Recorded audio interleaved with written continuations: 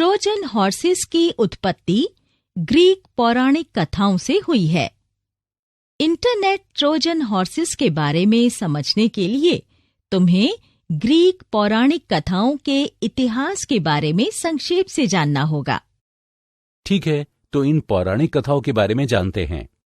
ये ग्रीस की एक खूबसूरत महिला जिसका नाम हेलेन ऑफ ट्रॉय था, उसका इतिहास है।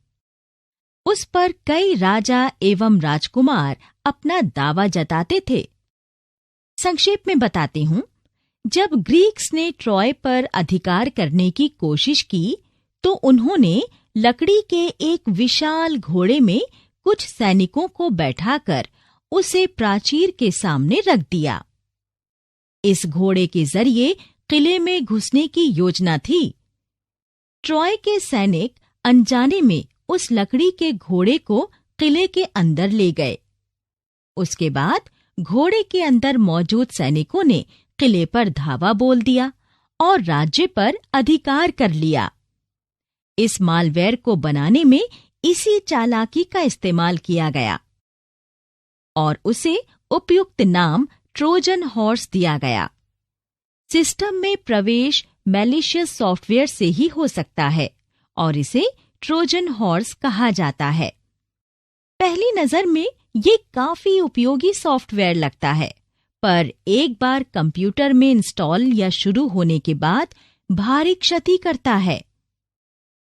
बेकसूर उपयोगकर्ता इसे खोलने के जाल में फंस जाते हैं, क्योंकि उन्हें लगता है कि वो एक वैध स्रोत से प्रामाणिक सॉफ्टवेयर या फाइल्स प्राप्त कर रहे हैं।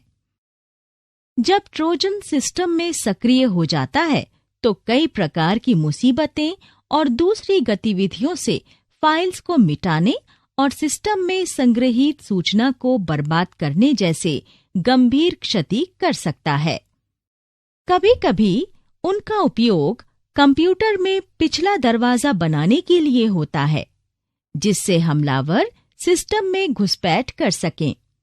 इसका मकसद गोपनीय और निजी जानकारी चोरी करना है। हालांकि वायरस और वर्म्स के विपरीत ट्रोजन्स ना ही खुद की नकल बनाते हैं और ना ही किसी फाइल को इन्फेक्ट कर खुद को बढ़ाते हैं। धन्यवाद मैम। अब मैं समझ गया हूँ कि सिस्टम में वर्म्स के खतरे से कैसे बचना है। मुझे खुशी है राजेश, तुम सिस्टम की सुरक्षा से संबंधित कुछ भी पूछ सकते हो।